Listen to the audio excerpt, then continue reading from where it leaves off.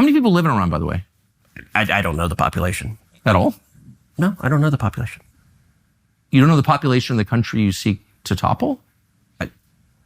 How many people live in Iran? 92 million. Okay. Yeah, How could you not know that? I don't sit around memorizing population tables. Well, it's kind of relevant because you're calling for the overthrow of the government. Why is it relevant whether it's, because, it's 90 million or 80 million or 100 million? Why is that relevant? Because if you don't know anything about the country... I didn't say I don't know anything about Okay, what's the ethnic mix of Iran? They are... Yikes. That short preview clip we just watched is from a new interview that Tucker Carlson released with MAGA Senator Ted Cruz. And look, it pains me to say this, but Tucker Carlson actually did well here. He pressed Ted Cruz into a corner. He didn't have an answer, as you kind of just saw from that short preview, and he didn't let him get away with his usual MAGA talking points. This whole clip is likely going to make your day because it certainly made mine. Now, I want to play the full clip for you, but before I do so, I want to give you some context on how we got here, because what we just watched is part of the broader MAGA civil war that is breaking out on the Republican side right now. Recently, in a newsletter about Iran and America's possible involvement in a war against them, Tucker Carlson took some shots at Donald Trump, writing in his newsletter, quote, "This could be the final newsletter before an all-out war. U.S. says it was not involved in an attack. That's not true. Trump is complicit in an act of war." That is a very strong criticism of Donald Trump, and people in his world and Donald Trump didn't take that nicely. They were personally offended, which led Donald Trump to post this on Truth Social. You can see it on your screen right now. He said, "Somebody please explain to kooky Tucker Carlson that Iran cannot have a nuclear weapon." So Donald Trump was not happy, and he also expressed this publicly the other day while at the G7 in Canada. A reporter asked him about Tucker Carlson's criticisms of him and what he's doing in the Middle East, and he said, "I don't know what Tucker Carlson is saying. Let him go get a television network and say it so that people listen." He's referencing the fact that Tucker Carlson is independent right now. He doesn't have a news network after he was fired from Fox News. So that's Donald Trump's opinion. He's going after Tucker Carlson, but there are some other people who are very close allies to Donald Trump who are taking Tucker Carlson's side. You're kind of seeing the MAGA civil war forming right now. Marjorie Taylor Greene complimented Tucker Carlson, defended him on Twitter, saying, "Tucker Carlson is one of my favorite people. He fiercely loves his wife, children, and our country since being fired by the neocon network Fox News." Because apparently Fox News isn't right-wing enough. He has more popularity and viewers than ever before. He unapologetically believes the same things I do, that if we don't fight for our own country and our own people, then we will no longer have a country for our children and grandchildren, and foreign wars, intervention, regime change put America last, kill innocent people, and are making us broke and will ultimately lead to our destruction. That's not kooky. That's what millions of Americans voted for. It's what we believe is America first, and she included a photo of them together. And she is taking a direct shot at Donald Trump by referencing the word that he used to describe Tucker Carlson, kooky. So you're kind of seeing two sides form right now, which brought us to this moment where Ted Cruz was pressed by Tucker Carlson in this interview for wanting to go to war with Iran and bomb Iran, except he knows nothing about the country. So just take a look at this incredibly embarrassing moment for Ted Cruz. I hate that it came from Tucker Carlson, but nonetheless, it happened. Let's watch. How many people live in Iran, by the way? I don't know the population. At all? No, I don't know the population. You don't know the population of the country you seek to topple?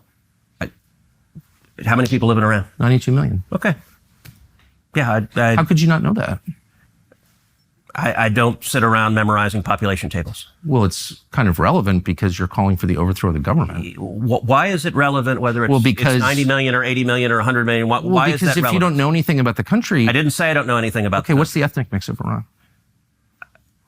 They are Persians and predominantly Shia. Okay, this is cute. It's not even... You don't know anything about Iran. So okay, actually, I am not the Tucker Carlson expert on Iran. You're a senator who's calling for the overthrow of the government. You're the one who don't know anything about the country. No, you don't know anything about the country. You're the one who claims they're not trying to murder Donald Trump.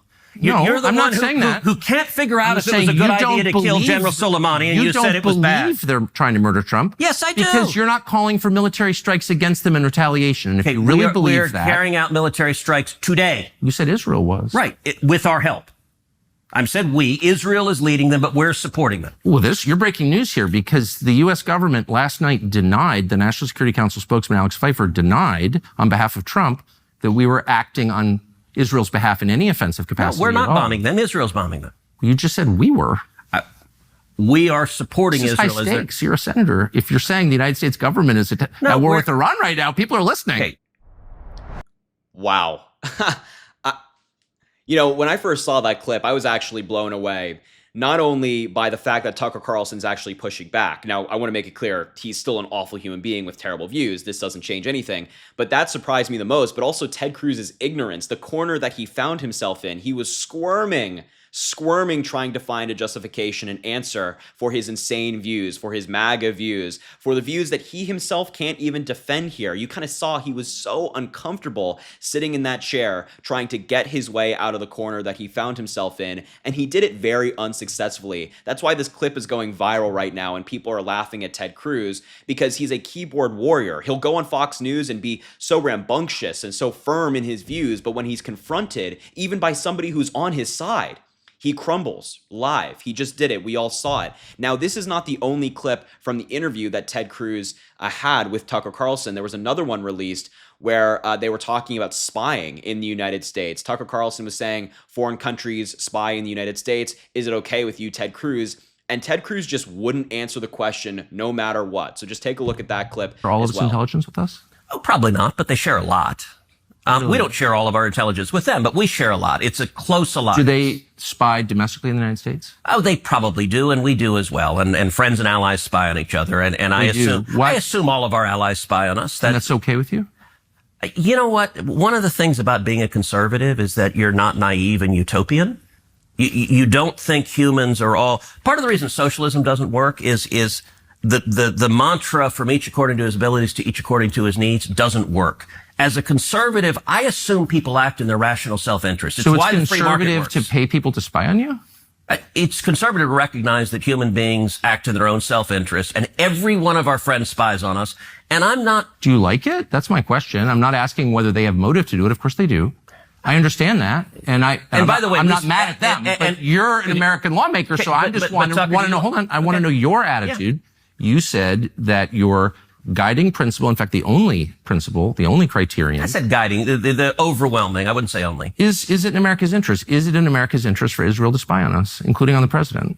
It is in America's interest to be closely allied with Israel because we get huge benefits for it. And you want to see the clearest. But I just want to stop on the spying for a second. That it takes place, as you know, and including on the president of the United States and several presidents. And I just want to know if that's okay, and why is it okay? Wouldn't an American lawmaker say to a client state, you're not allowed to spy on us? I'm sorry. I know why you want to. I'm not mad at you, but you're not allowed to. Sure. And I don't care for it. I don't want to be spied on by you. It's kind of weird not to say that, but you don't seem able to say that. Again, I'm stunned by the fact that Tucker Carlson is actually calling him out on stuff. And regardless of what you think about this issue, regardless what you think about the conversation, Ted Cruz was just completely unable to answer the question, dodging it at every opportunity he could, going on a rant about what it means to be a conservative and how it's socialism or whatever, just breaking out all the buzzwords. But again, he found himself in a corner that he simply couldn't get out of. How surprising is this in a Tucker Carlson interview, which normally comes with softballs that, MAGA can just hit out of the park every single time? But instead, Tucker Carlson pressed him, and Ted Cruz tried to do his MAGA dance, get out of it. It didn't work. So those clips were fantastic. I hope they made your day because they, as I said, made mine for sure. But I'll leave the video there. Thank you so much for watching. I appreciate you being here. Make sure to subscribe down below. It goes an incredibly long way. Drop a like on the video, comment. Let me know what you think about the story. Let me know what you think about these clips for sure. And as I always say, I greatly appreciate you, and I hope you have an amazing rest of your day.